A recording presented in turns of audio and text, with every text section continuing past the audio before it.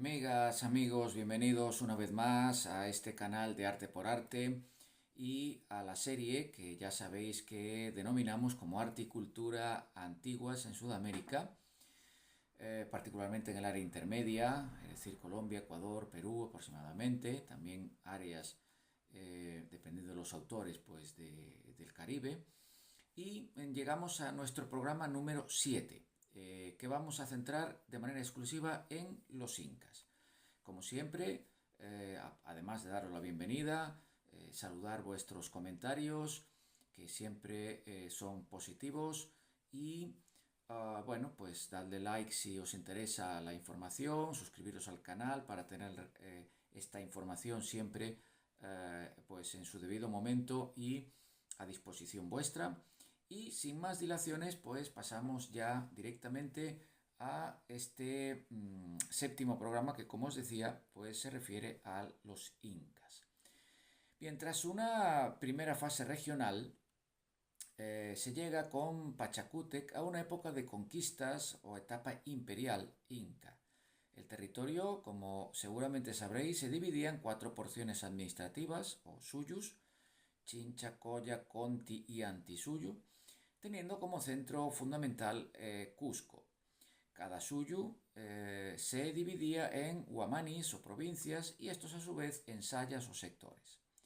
La saya incluía ayllus en número variable, es decir, grupos de familias emparentadas consideradas descendientes de un antepasado mítico que practicaban formas cooperativas de trabajo, detentando en común áreas de pastoreo y de cultivo. Hay muy buenos ejemplos de arquitectura, empezando por la reconstrucción del templo Coricancha en Cusco, ordenado en torno a un patio, y de ahí el nombre. Los vestigios también del Coricancha o Templo del Sol, sobre cuyos muros se encuentra hoy la iglesia de Santo Domingo de mediados del siglo XVI. La fortaleza, impresionante fortaleza y templo de Sacsayhuamán con sus distintos niveles defensivos. Los andenes de Pisac, utilizados para experimentos agrícolas, y los bancales rituales de Ollantaytambo, que suben en forma piramidal hasta un templo del sol en la cima. Y sobre todo, como no podía ser de otra manera y por eso lo he dejado para el final, el santuario de Machu Picchu con el templo del sol y el observatorio, ¿no? Esta ciudad es considerada un santuario sagrado al que solo los nobles incas, sacerdotes y mujeres escogidas, es decir, ayllus, tenían acceso. La ciudadela se divide en dos sectores: el agrícola, con terrazas y andenes al sur, y la ciudadela al norte, con presencia de templos, palacios, talleres, casas, pequeñas plazas, sectores comunicados por calles y una importante serie de escalinatas. El sistema hidráulico circulaba por todo el asentamiento.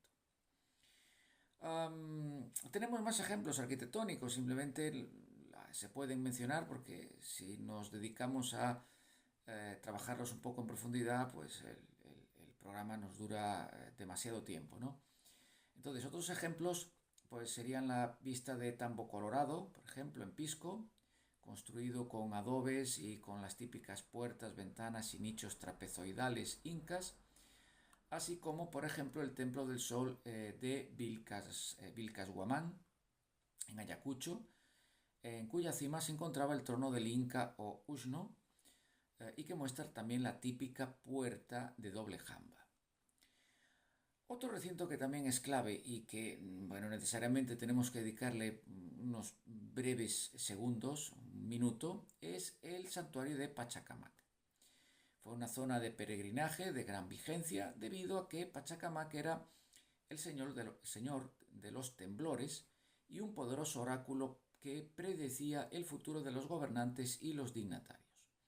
En época imperial inca, Tupac Yupanqui lo incorporó al Tahuantinsuyo y ordenó la construcción del Templo del Sol y la Casa de las Águilas, residencia de las mujeres dedicadas al culto solar. Bien, aquí, bueno, hay muchos lugares que se pueden destacar, zonas con graderías enlucidas decoradas con flora y fauna, por ejemplo, de época Ichimai, que era un señorío, ¿no?, tras el colapso Wari y anterior al poder inca. El templo de las Mamaconas, por ejemplo, o Agyaguasi, restaurado en los años 40 del pasado siglo XX. Un ejemplo clave en este santuario es también el ídolo de Pachacamac, de época Ichimai, comienzos del siglo XII. Es un ídolo de madera que representa una cosmovisión del mundo andino de esa época. En la parte superior, presenta una figura humana, bifronte, de posible significado andrógino por su carácter de creador y mantenedor. La capacidad oracular de esta figura deriva de su capacidad para mirar en direcciones contrapuestas, para auscultar el pasado y avizorar el porvenir, por decirlo así. Según los cronistas españoles, hay réplicas de este ídolo, o había réplicas de este ídolo, que se encontraban en diversos sectores y esquinas de las ciudades. Un último ejemplo arquitectónico que podríamos mencionar son los andenes de Moray, en Cusco, usados por los agricultores incas para experimentar el rendimiento agrícola en los diversos pisos ecológicos de los Andes. De hecho, para simular microclimas, construyen en modo circular, en graderías de menor a mayor amplitud. Las plantas de clima más cálido iban abajo, por supuesto, y las de clima frío en la parte superior. También podemos mencionar, además de la arquitectura, en el caso inca, pues la cerámica, que se caracteriza por su superficie lustrosa, su decoración pictórica, que representa motivos geométricos, pues como rombos, cruces, círculos, triángulos, puntos, también animales, abejas, mariposas, flores y motivos humanos.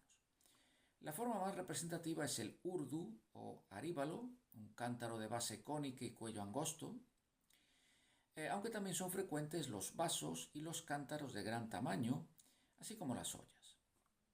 Bien, como ejemplos, poneros por ejemplo esta maqueta de cerámica que muestra la distribución física de una cancha o patio, un florero con diseño de figuras femeninas con aves y flores, o también una azada o pacha con símbolos adicionales de mazorca, de maíz y urdu o aríbalo. Un vaso quero en el que se representa la realeza inca, pero la manera hispanizada. Finalmente, como últimos ejemplos, vemos los grabados de Guamán Poma de Ayala, cronista indio entre 1535 y 1615. En uno de ellos vemos al rey y la reina inca que adoran la caverna de Tambo Toco, en Paraquitambo, pues se decía que de la gruta central de Tambo Toco habían emergido 4 mujeres y 4 hombres, hermanos y hermanas, pero emparentados como esposos, conformándose como los ocho ancestros de los incas, aunque se destaca la primera de esas parejas, que es Aymar Manco o Capac y Magmaollo, ¿no? Esos ancestros se aliaron con los indios tambos y fueron en busca de tierras fértiles, estableciendo el sustento de la organización social incaica. Otro de los grabados se refiere al mes de noviembre en el calendario, época en la que se celebraba la fiesta de los difuntos. En ese mes se sacaban las momias de sus bóvedas y las vestían con bellos vestidos con plumas en la cabeza. A la par, cantaban y bailaban con ellas, ofreciéndoles comida y llevándolas en procesión de casa en casa, recorriendo calles y plazas. Finalmente, otra imagen es el correspondiente al capítulo de los ídolos con el topa Inca Yupanqui, hablando a los idolillos, las piedras y los demonios. A través de ellos sabía el pasado y podía adivinar el porvenir. Gracias a estos ídolos profetizó la llegada de los españoles y de su gobierno. Bien amigos, pues hasta aquí este programa de los incas, un tanto apresurado para que pudiese entrar en un tiempo prudencial. Nuestro próximo programa pues nos va a centrar en el ámbito colombiano-ecuatoriano y trataremos en el programa número 8 las culturas Nariño, Tumaco y Calima. hasta ese instante, amigas, amigos, ah, todos vosotros, como bien sé,